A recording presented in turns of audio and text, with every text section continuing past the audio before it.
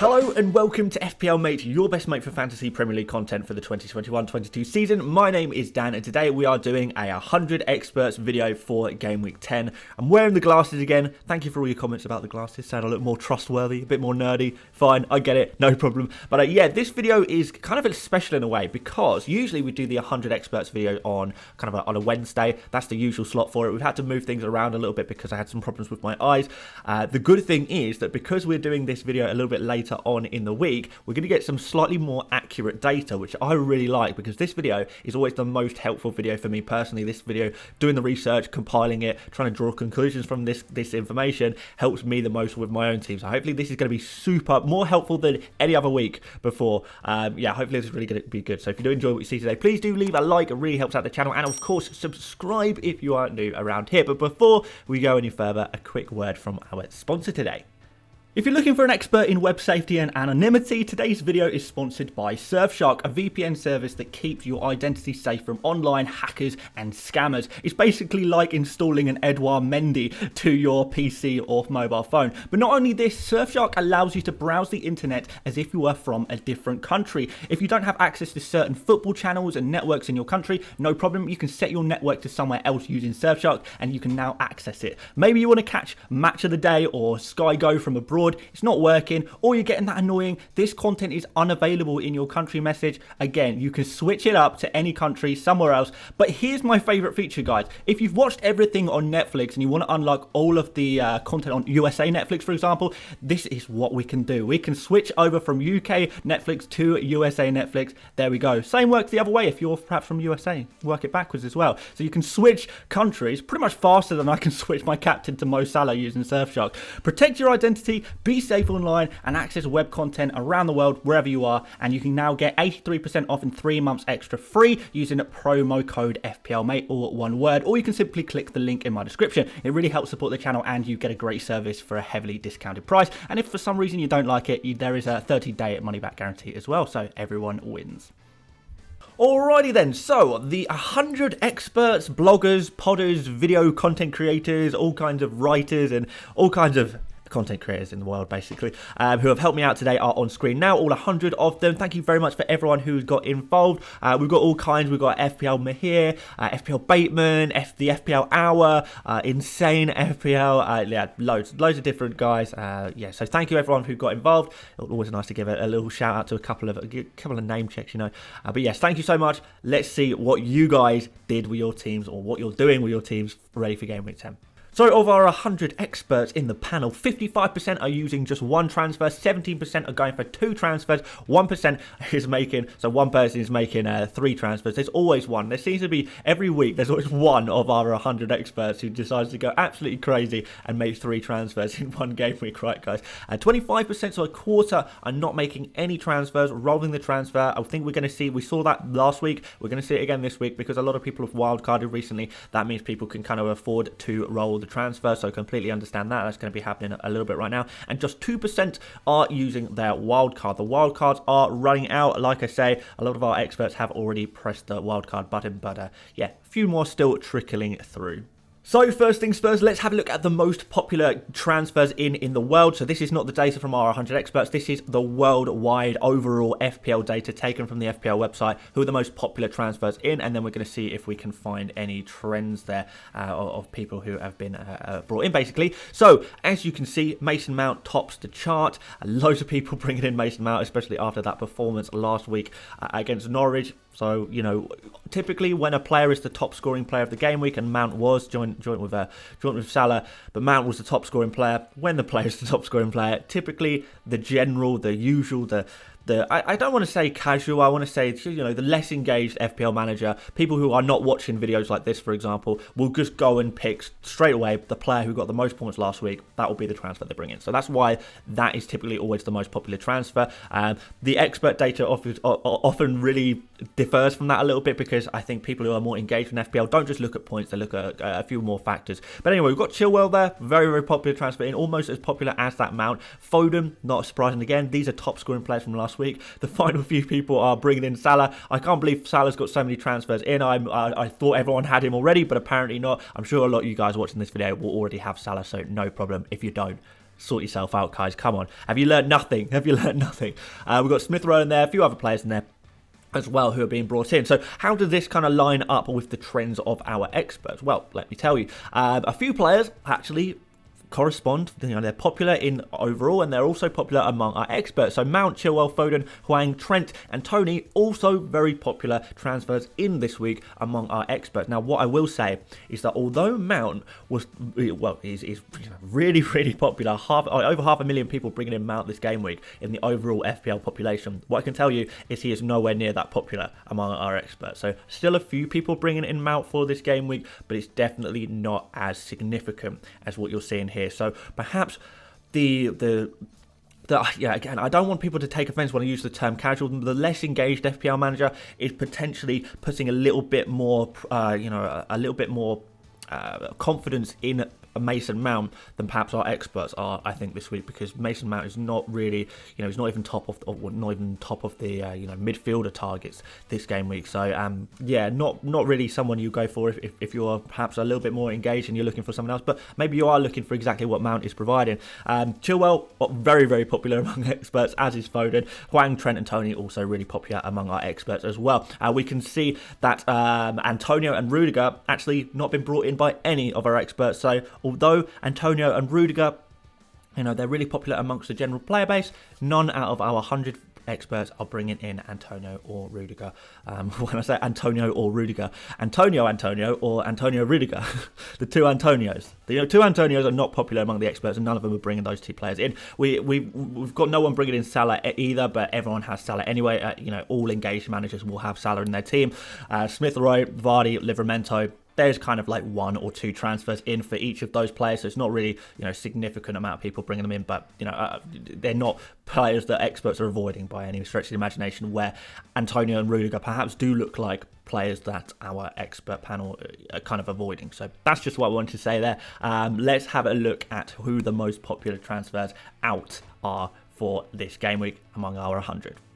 So really interesting this week, actually, because there was a real kind of spread of data. Now, usually I put on screen anyone who's been transferred out at least twice, but there were so many players being transferred out at least twice. There was such a spread of different players. You can see that there's no standout here. Usually we've got one player who's like transferred out by 20, 25. Then there's another few in the teens, maybe a couple of players been transferred out by 15 people or something like that. But you can see that the most transferred out player is Lukaku at 8 out of 73, and 73 is the number of our 100. Out of our 100, 73 are making transfers this week. The others are either rolling transfers or using wildcards. So out of those making transfers, Lukaku is top, which is kind of strange, because we would really think that Lukaku would have been transferred out most last week. But I think a few people, I'm not going to name any names, a few people maybe jumped the gun on bringing Lukaku in, maybe brought in Lukaku before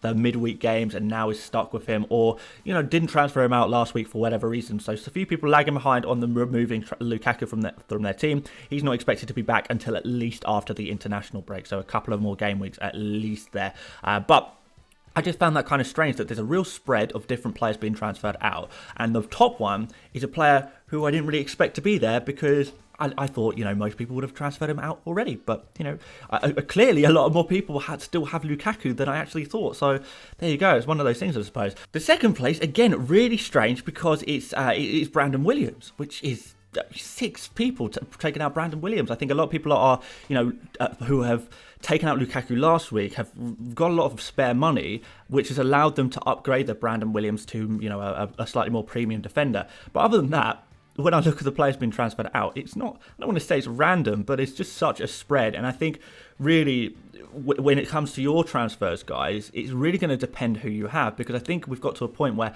everyone's teams are so different. We've all got different weak links in our team, that there is no real one answer to who you should transfer out. Now, when you look through this list, you would say perhaps all of these players are worthy of transferring out. I mean, at least three people out of 100, which is, that's a pattern at that point, are transferring out these players. So maybe all of these players are worthwhile transferring out of your team. I think it's going to be more of a case of who you want to bring in, and that's going to define who you transfer out. And here are the transfers in. So yeah, this one is a little bit more, it makes more sense. I prefer it when the data shows some really clear trends. When there's not so many trends like we saw with the transfers out data, it's difficult to know how to use that information. But what we can see here is very clearly that there is one really important player to bring into your team and two players that are also pretty important to bring into your team. So these are the three targets we can see at top. I say this every week, this list is your transfer target list for Game Week 10, right? This is your transfer target, and we've got three players at the top there that stand head and shoulders above every other player, and therefore these are the players we want to be bringing in. And what's great as well is we've got a defender, a midfielder, and a forward. So whatever your problem area, if you've got a player in your team you don't like, these are the three players that perhaps you'd want to be targeting. According to the data from our experts, these are the most popular. The engaged manager really likes these players, right? Chilwell, Foden, and Tony. And to be fair, so do I. I wish I had all three of those. That would be really awesome. There are a few others maybe worth mentioning. Trent Alexander-Arnold, I'm sure he would be higher on the list if he wasn't so highly owned already, but a lot of people already own Trent, but if you don't own Trent, he's going to probably be quite high on the target list. And I guess Hwang is kind of an interesting shout as well. But yeah, I think if we're talking, if we're being real here, Chilwell is your number one transfer target. If I'm making a transfer this game week, I completely agree with that. I definitely want to have Chilwell in my team. Luckily, I already have Foden, but if I'm making a midfield transfer, and by the way, guys, I've kind of said this already, but a lot of people are kind of thinking about doing transfers like Kai Havertz to Foden. I'm not 100% convinced by that transfer, to be honest. Have a think about that before you do it. Certainly wouldn't be doing it for a -4 or anything like that. But yeah, you've got some options in there, three different positions. If you can get any of those three players into your team whilst losing a player that you don't like, I think you're on fire there. So I think what we do now is we've seen the lists. Let's suggest some transfers. So, first of all, the Chilwell routes. Now, these were the three most popular transfers out in terms of our defenders. Although, other than Williams, which I know if you can do Williams to Chilwell, then yeah, fine, do it. But obviously, that's going to be a really difficult move. Unless you've got a lot of money in the bank, that's going to be a little bit of a difficult move for you. But yeah, if we're talking a little bit more realistically, Tierney, Azpilicueta, and Alonso, if you've got these kind of players, and again, like I say, it's difficult because people have so many different types of players. Maybe you've got Marçal instead, or maybe you've got someone else, other random players. Yeah, but what I'm saying is if you can get someone of the ilk of Tierney, Azpilicueta, or Alonso in for out and then bring in Chilwell, then I think you're doing really well. Tierney's got the injury. Azpilicueta is, he's going to be playing a lot at centre-back and is, just as rotation risk as everyone else, and he's very expensive, so Chilwell is kind of objectively a better asset there than Azpilicueta. And then Alonso, we're going to see him lose a lot of his game time, aren't we? Chilwell is going to be Chilwell's going to be playing more than Alonso. That's just kind of something that we have to be dealing with now. Chilwell's going to kind of take up 75% of the game time. Alonso maybe 25%. Maybe that's obviously that's a little bit of a guess, but the patterns are emerging that Chilwell is very, very much first choice, particularly in the Premier League, and that's what we care about at the end of the day. So a straight swap from Alonso to Chilwell, I think, is a very good move indeed. Few more suggestions here. We've got Rafinha or Benrahma to Foden. Now, the only reason I've kind of put this is because Rafinha and Benrahma, again, they were the two most popular midfield transfers out. Kind of difficult, though, because as you guys will know, Foden is quite a lot more expensive than those guys. So you're going to have kind of 1.5 million, free in order to do this transfer. And I don't know where you get the 1.5 million. Maybe you've already got that money. I know a lot of you guys will have a little bit of money banked, but a lot of you guys won't. Are you going to be taking -4s to do this? Well, we've seen a lot of people, to be fair, this week among our 100 experts are taking -4s to do this kind of move, because this straight swap is not, it's not an easy move to make, but it's possible if you have money in the bank or if you're willing to take a -4. As always, guys, I would say that if you're taking a -4, make sure that both transfers improve your team, not just one. You're not just taking a -4 for the sake of it. Both of these really improve your team for the long term, and then maybe you would want to do a move something like this, Rafinha or Benrahma to Foden. What I will say on Rafinha, however, is that it does look like he's looking increasingly likely to be available for the weekend. So he's looking fairly positive for Rafinha owners of him playing against Norwich. So just bear that in mind before you kind of knee-jerk Rafinha out. Alan Saint-Maximin to Tony, I think is a really, really obvious and straightforward transfer if you can manage that. I'm sure you will. If you are an Alan Saint-Maximin owner, you can manage that. And finally, Lukaku or Ronaldo to Tony. Again, Lukaku and Ronaldo, really popular transfers out this week. Tony, a really popular transfer in. Although they are completely different price brackets, maybe you want to restructure a little bit there, move your money elsewhere. Lukaku or Ronaldo to Tony allows you to do that. So there you go, another option for you. But now, of course, we have to talk about captains. This is the time of the week I talk about captains and kind of base it on who the 100 experts are captaining this game week, and it is a landslide. The biggest landslide we have had so far this season, 96%. So 96 out of 100 are captaining Salah. That is remarkable. That is an insane percentage. That really is incredible. Like, guys, you have no idea. That's huge. Couple of people going for Kai Havertz. Apparently they don't think lightning strikes twice in the same place, but I don't know. I kind of think the Havertz captaincy is kind of the definition of madness. Doing things over and over again. Maybe the first sign of madness, We've got Foden there as well and Ronaldo. These are 1% captains. When I look at this 100 experts data, when I analyse the data from the 100 people, in isolation, if one person is doing something, I don't really think that's really worth considering in terms of making my own decisions, or perhaps you guys making your decisions. So 1% here, 1% there it really doesn't do much for me. What this really does tell me is that Salah is, unanimously speaking, the best captain option. But not only is Salah the best captain option, we can see from the percentage and the effective ownership that Salah is going to have, so many people are captaining him, that even if you have Salah, if you don't captain Salah and Salah does well, your rank is going to be destroyed. A lot of people, experienced this last week by going for, a Havertz or a Vardy or something like that instead of Salah. They experienced that last week. I've seen people who had positions in the top 1,000 players in the world, right, and they dropped down to like 30,000th in the world just because of the impact of not captaining Salah in a game week where not only is Salah kind of recognised as the most likely to score the most points, but so many people are captaining him. If you don't, you're really going to fall behind here. And it's a shame that we are getting a bit more narrow-minded in terms of captains. I think Salah's, the ability that Salah's shown, the fact that he's scoring so many points than any other player in FPL right now, and is just playing in the best form of his entire career, arguably the best player in world football right now. It is so obvious to captain him. It is such a good idea to captain him that we haven't really got too many options right now, and we're going to have to find a way of making up ground with the rest of our teams, because if this goes wrong, you guys captain someone other than Salah this week. If it goes wrong, Salah does really well and your captain doesn't, you're doomed. And you can say, yes, it works the other way around as well.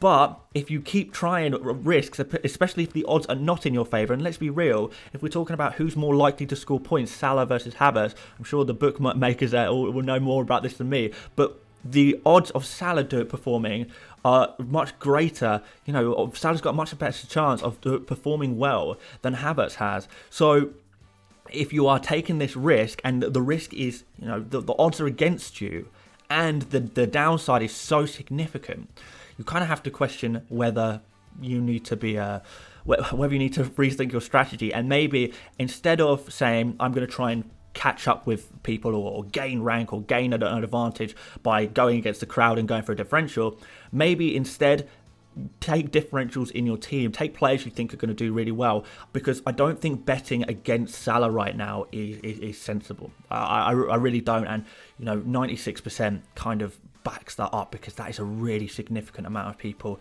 captaining the same player. It really is. But guys, obviously you make your own decisions. I'll support you no matter what you do, obviously, but I just wanted to warn you about the trials and trepidations of not captaining Salah, particularly in this game week. Maybe it'll be different next week. We'll reassess next week. But for now, I think you've got to be really careful. Have a real good think before captaining someone whose name is not Mohamed Salah in game week 10.